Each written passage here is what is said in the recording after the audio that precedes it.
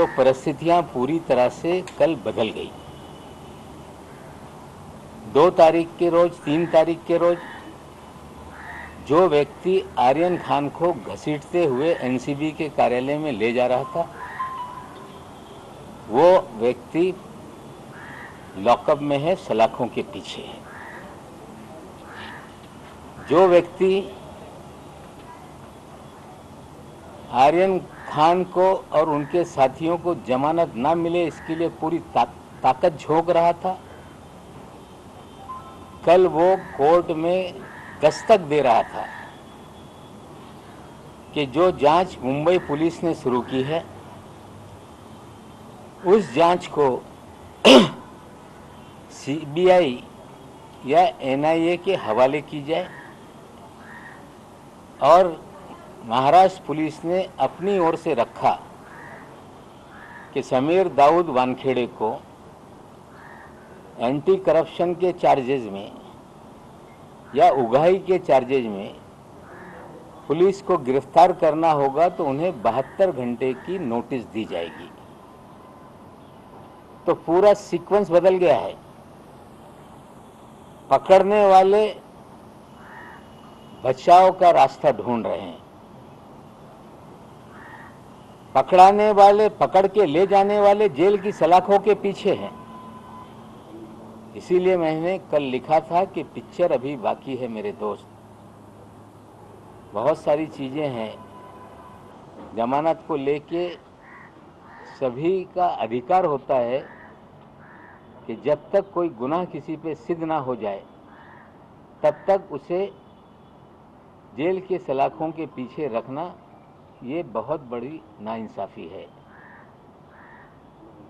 Special court ने एक दिन पहले ही 2 कथित जो मुलजिम है, जिन पर इल्जाम है, उन्हें जमानत दी। कल 3 लोगों की जमानत हो गई और हमें लगता है जमानत तो जिन धाराओं को लेके केस बनाया गया था उससे किला कोर्ट में ही जमानत दे देनी चाहिए थी, लेकिन एनसीबी अलग अलग दलीलें हर बार पेश करने का काम करती है, केस को उलझाने का काम करती है, झूठी बातें करती है और ज़्यादा से ज़्यादा लोग जेल की सलाखों के पीछे कैसे रहें ये इनका पहली बार नहीं, हमेशा का प्रयास रहा है। खास करके वानखेड़े के आने के बाद हमें लगता है बेल मिली है। लोग अगर ढंग से चीज़ों को करेंगे तो ये मामला ही पूरी तरह से निरस्त हो सकता है। हाई कोर्ट में अगर लोग जाएंगे तो हमें लगता है लोग जाएंगे, लेकिन जिस तरह से इस 1 महीने के भीतर लगभग जो चीज़ें बदल रही हैं, हर दिन नई नई चीज़ें, हमें लगता है वानखेड़े साहब ने सारा हथकंडा अपना लिया। पहले लोगों को कहने लगे कि मेरे परिवार के लोगों को इसमें घसीटा जा रहा है, मेरी मरी हुई माँ को घसीटा जा रहा है। मैंने कभी भी उनकी माताश्री, उनका ना नाम लिया, ना कभी सार्वजनिक रूप से उन पर कोई उंगली उठाई। मैंने जो बर्थ सर्टिफिकेट डाला था उसमें दाऊद वानखेड़े उनके पिताजी का नाम है, इतना ही मैंने कहा था। मैंने उनकी बहन को लेके इसलिए सवाल खड़े किए थे क्योंकि बहुत सारा फ्लेचर पटेल के लेडी डाउन कहने के बाद बहुत सारी चीज़ें सामने आई। उनकी पत्नी के खिलाफ आज तक जो पहली पत्नी है उसकी तस्वीर हमने डाली। लोगों ने सवाल पूछा कि ये तस्वीर क्यों डाली है। कहीं से मुझे 2 बजे रात में वो तस्वीर भेजी गई और उसमें मैसेज आया कि जिसकी तस्वीर है उसकी इच्छा है कि ये तस्वीर आप सार्वजनिक करें, इसलिए मैंने तस्वीर डाली। लेकिन उनकी जो अभी पत्नी है उनके विषय में ना मैंने कभी उनका नाम लिया या उनके बारे में कोई टिप्पणी मैंने नहीं की। हमें लगता है कि लड़ाई ये किसी के परिवार से नहीं, किसी के धर्म को लेके नहीं, मेरी लड़ाई सीधी है जो नाइंसाफ़ी है उसके खिलाफ है। आज भी मुंबई के जेलों में 100 से अधिक लोग बेगुनाह ये बंद हैं जिन्हें नाजायज़ तरीके से फंसाया गया। अब स्पेशल 26 वाला एक खत हमने डीजी एनसीबी को लिखा था। पहले ये कहा गया कि हम इसकी जांच करेंगे, दखल लेंगे। फिर ये खबरें आ गई कि जिस अधिकारी ने ये जानकारी दी है उसने अपना नाम नहीं कहा है। हाँ, हमें जानकारी है, हम राजनीति में हैं, मंत्री कई बार रह चुके हैं, कि सेंट्रल विजिलेंस कमीशन का एक आदेश है कि अगर कोई अपनी आइडेंटिटी रिवील नहीं करता है तो ऐसे कंप्लेंट्स का कोई दखल लेने की ज़रूरत नहीं। हमें लगता है कि ये बहुत गंभीर विषय है। जिस तरह से 26 मामलों का जिक्र हुआ है, उस 26 मामलों में आप जांच करें, हम मांग करते हैं। क्योंकि जो 22 नंबर पे एक मामला उस खत में लिखा था, जिसमें एक नाइजीरियन को बेगुनाह तरीके से खारगर में फंसाया गया, और उसमें जो विटनेस है, उस विटनेस कामड़े ने कई मीडिया कर्मियों से बात करते हुए कहा और सारी घटना बताई कि मेरे ही मुखबिरी पे नारकोटिक्स कंट्रोल ब्यूरो के लोगों ने छापेमारी की थी, लेकिन जो नाइजीरियन ड्रग पेडलर था वो भाग गया। उसके बाद उससे कहा गया कि यहाँ नाइजीरियन लोग कहाँ रहते हैं। सभी नाइजीरिया के लोग इस देश में ड्रग्स का कारोबार करते हैं, ये किसी की समझ होगी तो गलत है। गरीब देश है, कुछ ड्रग बेचते होंगे, उन्हें सज़ा मिलनी चाहिए। लेकिन नाइजीरिया के नागरिक बड़े पैमाने पे भारत में जो कपड़े हैं, जो रेडीमेड गारमेंट्स हैं, उसको यहाँ से खरीद के अपने देश में भेज के उसका भी कारोबार बड़े पैमाने पे करते हैं। हर घर में एक उनका किचन है, जैसा कि कामड़े ने कहा। ये सब लोग वहाँ पे गए, वहाँ डीवीआर था, उस डीवीआर को तोड़ दिया। वहाँ से एक बच्चा और एक नाइजीरियन को साथ में ले आए, जिसकी उम्र कम थी उसे छोड़ दिया गया, और उस नाइजीरियन को जाली केस में, फर्जी केस में फर्जीवाड़ा करके जेल की सलाखों के पीछे रखा गया है। और उसी जो उनका पंच है, विटनेस है, उसने कहा है कि ये मामला पूरी तरह से फर्जी है, और उससे ब्लैंक पेपर पे साइन लेने का काम एनसीबी के अधिकारियों ने कहा, और उससे ब्लैंक पेपर पे सिग्नेचर लिए गए। आज मैंने एक खत लिखा है फिर दोबारा डीजी एनसीबी को, मैं अभी आप लोगों को दूंगा और ट्विटर पे भी उसे रिलीज़ कर दूंगा।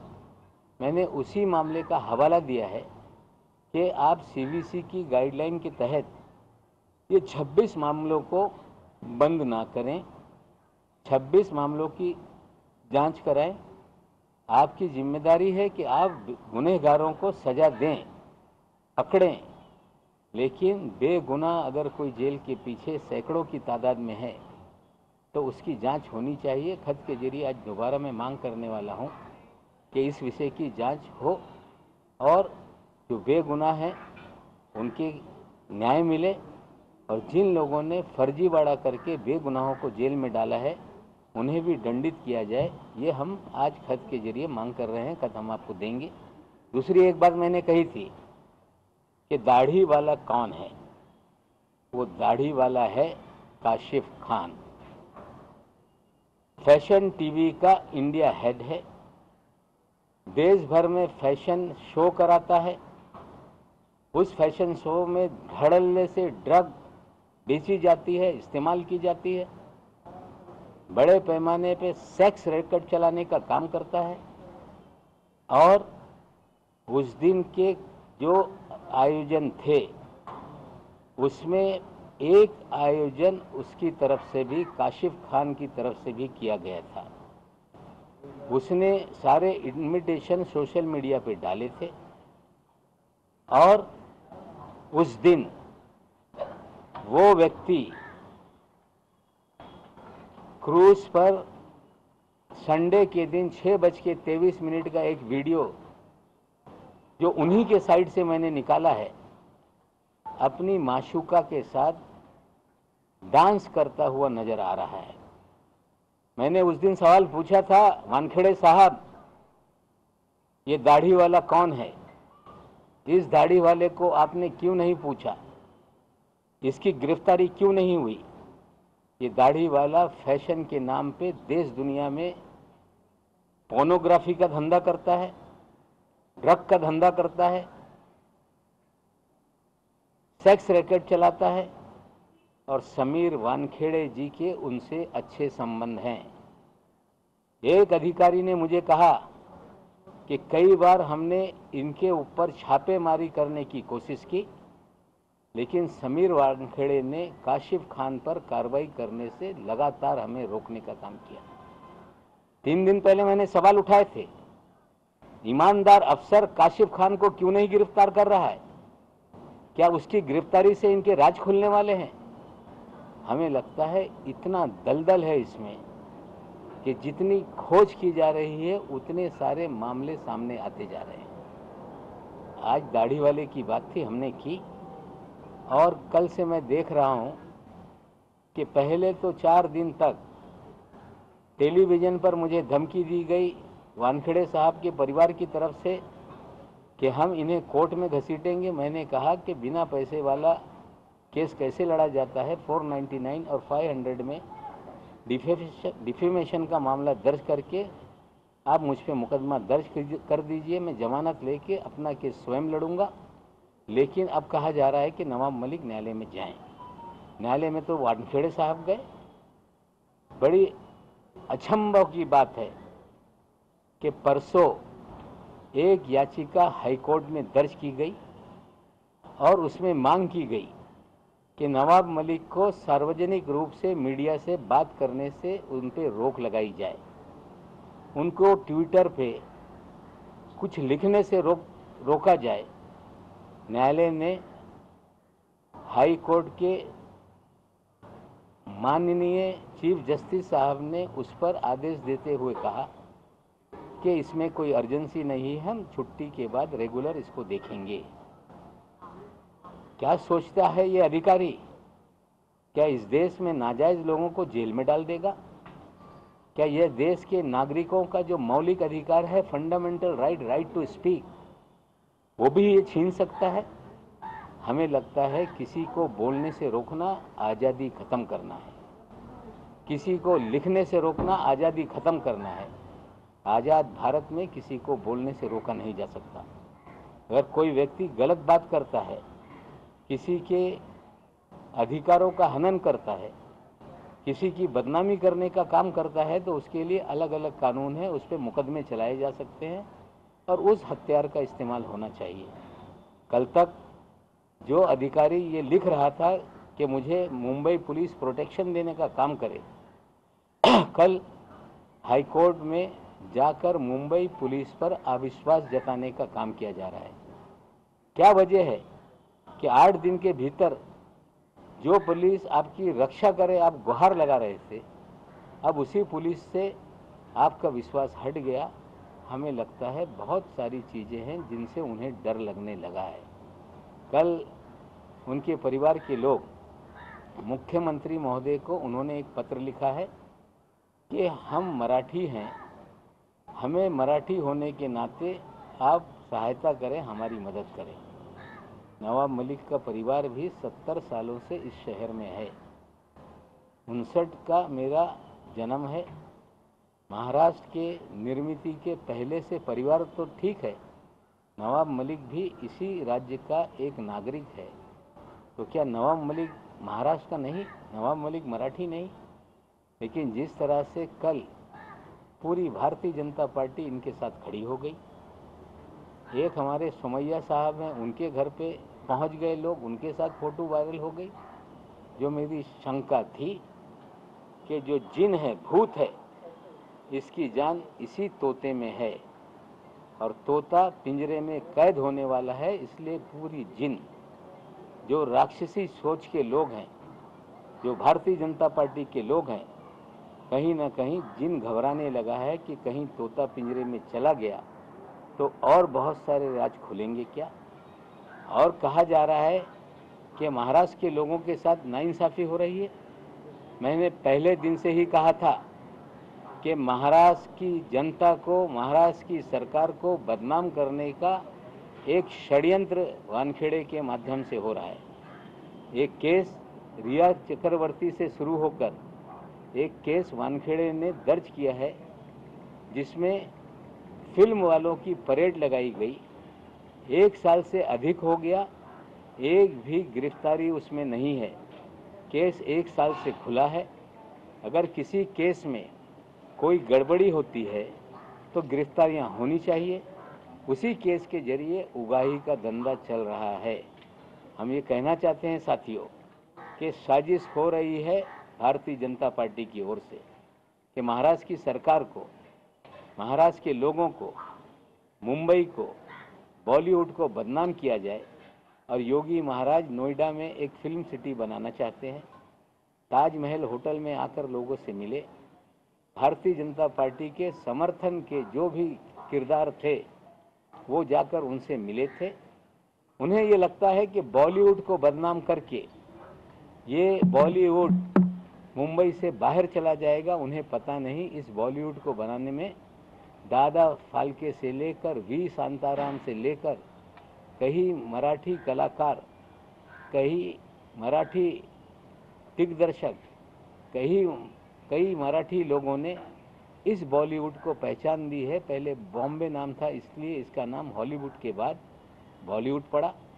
बॉलीवुड देश की संस्कृति, देश की पहचान पूरी दुनिया तक ले जाता है। बॉलीवुड के गाने सिनेमा के जरिए भारत दर्शन लोग करते हैं। बॉलीवुड के जरिए महाराष्ट्र में, मुंबई शहर में लाखों लोगों का रोजगार चलता है। बॉलीवुड को बदनाम कर देने से ये अगर योगी महाराज सोच रहे होंगे कि यूपी वुड तैयार हो जाएगा तो उनकी गलतफहमी है। उत्तर प्रदेश के गंगा किनारे के लोग अगर यहाँ पर आए तो उन्हें पहचान इस बॉलीवुड ने दिया। कोई गुजरात से आया तो बॉलीवुड ने उन्हें पहचान दिया। कोई महाराष्ट्र का है तो उसे भी पहचान मिली। कोई तमिलनाडु से आया, उसे भी पहचान मिली। मुंबई ये मिनी भारत है।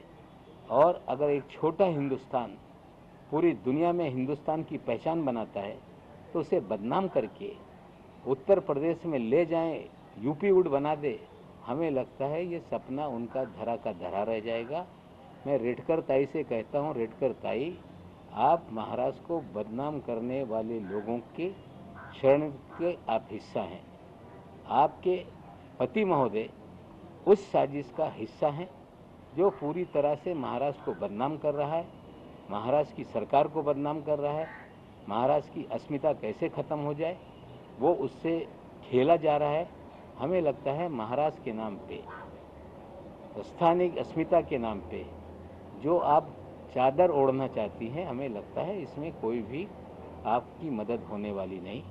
मुख्यमंत्री जी को आपने पत्र लिखा है, मुख्यमंत्री जी का अधिकार है किससे मिले या ना मिले, लेकिन महाराष्ट्र में 14 करोड़ जनता अगर कोई गुनाह कर दे और ये कहे कि मेरे गुनाहों को इसलिए माफ़ कर दिया जाए क्योंकि मैं महाराष्ट्र का रहने वाला हूँ, हमें लगता है न्याय के सामने जात, धर्म, प्रांत, भाषा नहीं होती। गुनहगार गुनहगार है और हमें लगता है कि जिस तरह से चीज़ें सामने आ रही हैं उन्हें सजा मिलेगी। तुमचा खूप मोठा हा गंभीर आरोप आहे। तुमचं असं म्हणणं आहे की समीर वानखेडे हा थेट भाजपाकडनं ऑर्डर घेतो, कोणाला फसवायचं आहे, कशा पद्धतीने फसवायचे, कसे पैसे उकळायचे। असं आहे, मी स्पष्टपणे सांगतोय, मी नावं आज घेत नाही, पण भाजपचे मोठे मोठे नेते, त्यांचे जवळची लोक NCBच्या कार्यालयामध्ये जात आहे, ते त्यांना भेटत आहे। मी जबाबदारीने सांगतो की काही भाजपचे नेते त्यांचे राईट हँड समीर वानखेडेला भेटत आहे आणि कालपासून ते हालचाली वाढलेली आहे। दाढीवाला आणि समीर वानखेडे यांचे संबंध आहेत असेही तुम्ही आरोप केलाय। तुम्ही या संदर्भातले काही पुरावे तपास यंत्रणांकडे देणार आहेत का आणि कशा पद्धतीने हे नेक्सस चालू होतं ते थोडं डिटेलमध्ये सांगा। काशिफ खान कोण आहे जरा आपण शोध करा। काशिफ खान हा पार्टी तिथे एक इव्हेंटचा ऑर्गनायझर होता। काशिफ खान हे फॅशन टीव्हीचा इंडिया हेड आहे। त्याच्या sex racket, drug racket, pornography हे सगळे काम तो करतोय आणि त्याच्यावर कुठल्याही प्रकारच्या कारवाया त्या दिवशी झाली नाही. 1300 लोकांचा तपासच झाला नाही. म्हणजे रेव पार्टी होणार आहे त्यांना 1 महिन्या आधीपासून ही माहिती असताना जो पार्टीचा ऑर्गनायझर आहे, ज्याची पार्श्वभूमी हे ड्रग रॅकेटियरची आहे, त्याचा तपास होत नाही. क्रूजवर झाडझडती होत नाही, त्यांना डिटेन करता येत नाही. म्हणजे त्यांचे संबंध आहे. तपास सुरू झाल्यानंतर बरेचसे काही त्याच्यातून बाहेर येणार. सर, म्हणजे तुमचं म्हणणं आहे की कालपासून भाजपचे काही लोक आहेत जे मेसेज घेऊन वानखेडेंना भेटतात, जर वानखेडे अडचणीत आले आमचं नाव घेऊ नका, किंवा सोमय्या पण एवढ्यासाठीच भेटतात की कुठेही भाजपचा चेहरा समोर येऊ नये आणि वानखेडेंना वाचवण्याचा प्रयत्न. बघा, काशिफ खानच्या अटक झाल्यानंतर बरेचशे लोकांच्या चेहऱ्यावरचा हा नकाब उघडा पडणार आहे. काशिफ खानकडे किती लोकांचे पैसे आहे, काशिफ खानच्या माध्यमातून काय काय होते, काशिफ खानची कसून चौकशी झाली तर बऱ्याचशा काय याच्यातून उघड होणार आहे. भाजपचे कुठले नेते आहेत, भाजपचे कुठले नेते आहेत असं तुम्हाला वाटतं की कोण नेते आहेत जे एनसीपीला आज नाही, काही माझ्याकडे हत्यार राहू द्या. विधानसभा हे कुठेतरी वादळी ठरणार आहे आणि विधानसभेमध्ये काही लोकांना आत्ता बोलल्यानंतर वेगळ्या पद्धतीने कोर्ट कचेऱ्यामध्ये ते जातील. पण वादळी विधानसभेमध्ये माझ्यावर जे काही आरोप होणार आहे त्याच्या उत्तर देताना जे काही मी समोर आणणार, या राज्यामध्ये ते नेते तोंड दाखवणे त्यांचं कठीण होऊन जाईल. दिवाळी अधिवेशनासाठी तुम्ही आता पुरावे जमा करायला सुरुवात करता. दिवाळी अधिवेशनामध्ये सादर करण्यासाठी तुम्ही आता जमा करायला सुरुवात केली. अशा बरेचशा लोकांचा बरेचसे काही कनेक्शन या ड्रगच्या प्रकरणामध्ये आहे. ते पुरावे मी गोळा करतोय आणि नेत्यांच्या बाबतीत आज मी नाव घेत नाही. हिवाळी अधिवेशन म्हणजे हे अधिवेशन जे 7 डिसेंबरपासून सुरू होतो त्याच्यावर भाजपच्या वतीने माझ्यावर हल्ले होणार आहे. माझं नाव घेऊन हल्ले होणार आहे. माझे जवळचं नाव बदनाम करण्याचं काम या नेत्यांनी केलेलं आहे. पण मी आता कुठल्याही नेत्याला उत्तर देऊन मी डायव्हर्ट करू इच्छित नाही. आत्ता हे जे काय पोपट आहे याचा पोपट केल्यानंतर बऱ्याचशा काही समोर येणार आहे. हिवाळी अधिवेशनात मोठे मोठे नावं समोर येणार. समीर वानखेडेच्या पहिल्या पत्नीचा फोटो तुम्हाला मिळाला असं तुम्ही सांगितलं रात्री. तर स्वतः समीर वानखेडेच्या पहिल्या पत्नीची अशी इच्छा होती का की तो फोटो माध्यमांसमोर यावा आणि किंवा ती संपूर्ण घटना माध्यमांसमोर यावी? साहेब, ते अजून काही बोलत नाही. सुरुवातीला ते कुठल्याही पद्धतीने समोर यायला तयार नव्हती. पण ज्या पद्धतीने काल त्यांचे वडील 2 दिवस बोलताय, जाहिद कुरेशी जे डॉक्टर आहे, त्यांनी सांगितलं की आम्ही 5 वर्षापासून यांच्याशी आमची ओळख होती. ते मुस्लिम परिवार होता, कन्वर्टेड हे त्यांना माहीत होता. त्यांच्या आईने हे एंगेजमेंट करून नंतर लग्न केलं आणि जेव्हा हे लोक सांगत राहिले की आम्ही कधीही मुस्लिम नव्हतो, सुरुवातीपासून आजपर्यंत हिंदू राहिलो, हे जेव्हा बोलायला लागले ते कुठेतरी ते दुखवले आणि त्याच्यातून ते फोटो मला म्हणजे एका वाया मला पाठवण्यात आला आणि माहिती देण्यात आली की हे फोटो तुम्ही टाका.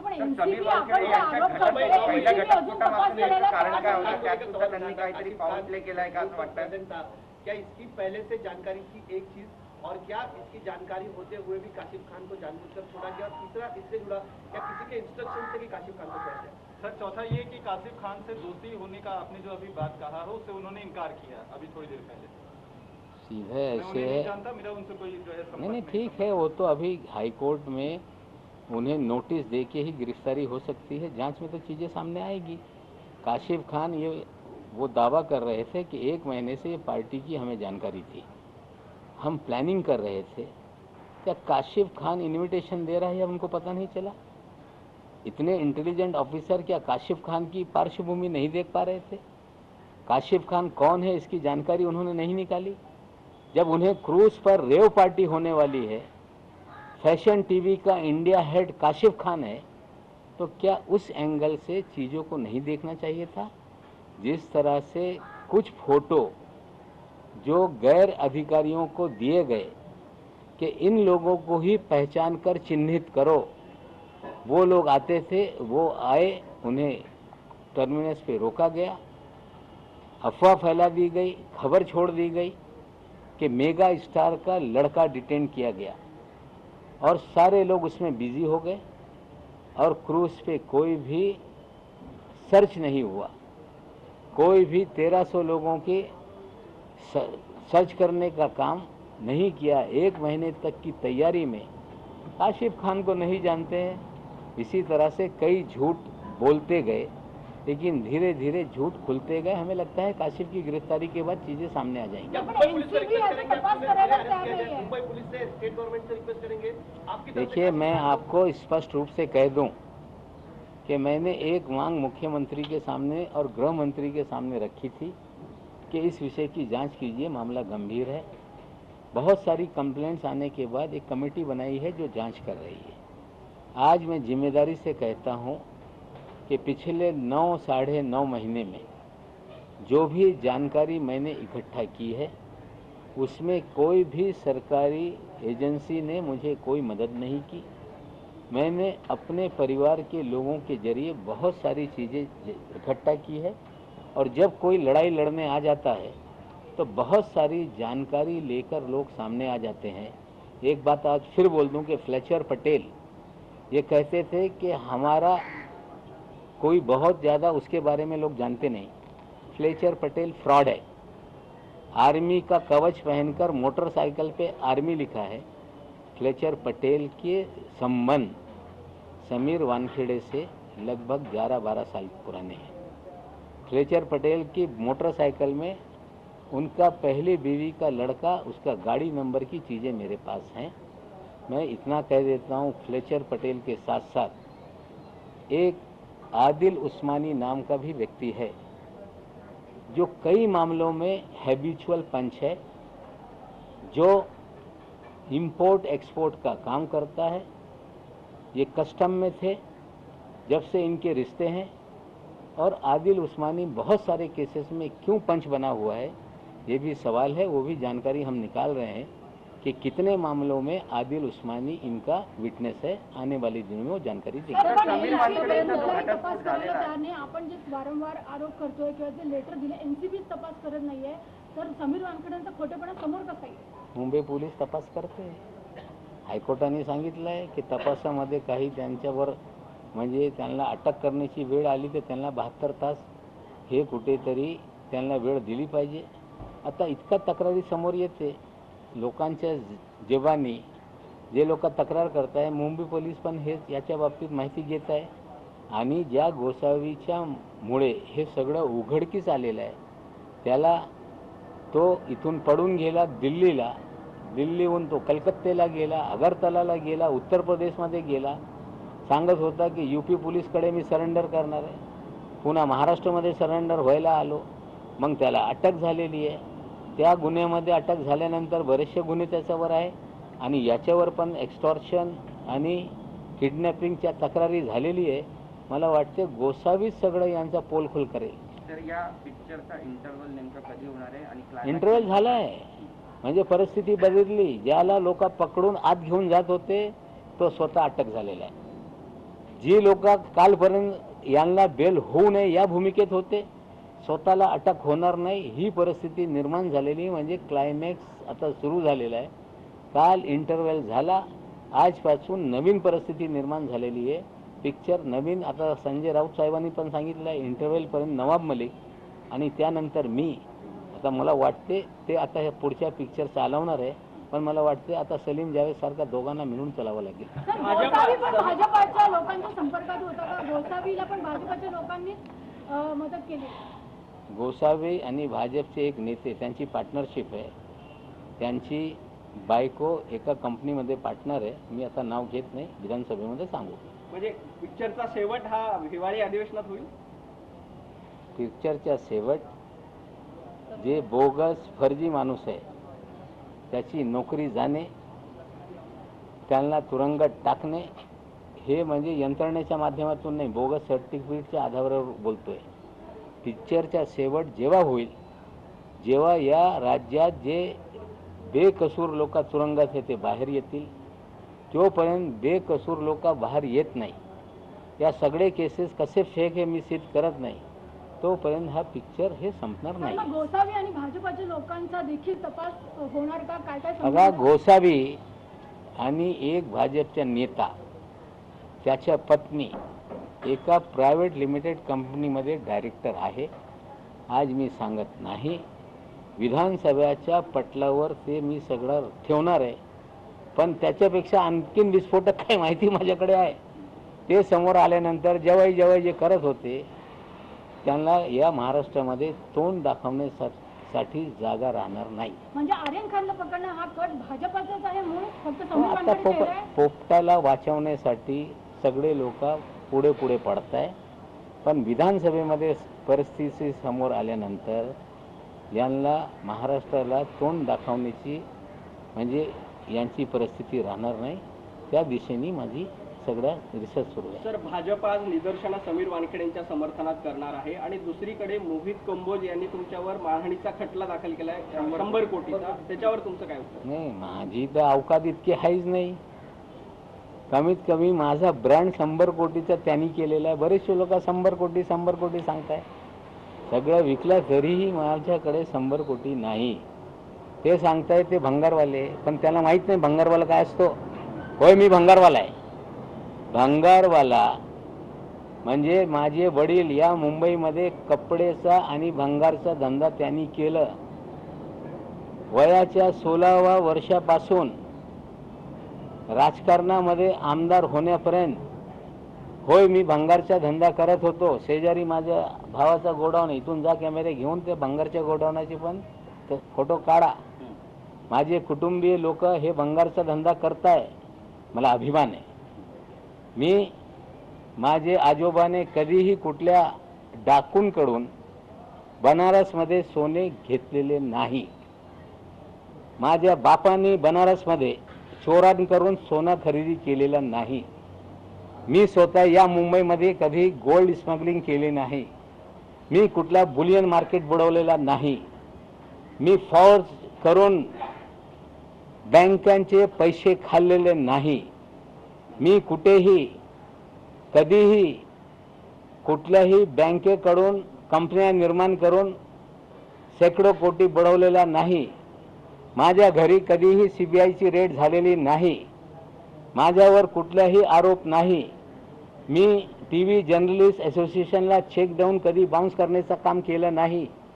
मुख्यमंत्री निधीमध्ये चेक देऊन कधी बाउन्स केलेला नाही.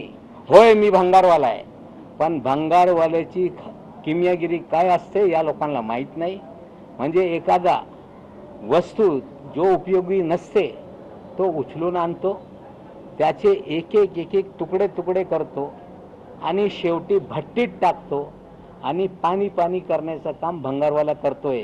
नवाब मलिक जितके भंगार या शहरामध्ये आहे, या भंगारांचे एक नट बोल्ट खोलून भट्टीत टाकणार आहे आणि यांचं पाणी केल्याशिवाय नवाब मलिक भंगारवाला थांबणार नाही. धन्यवाद.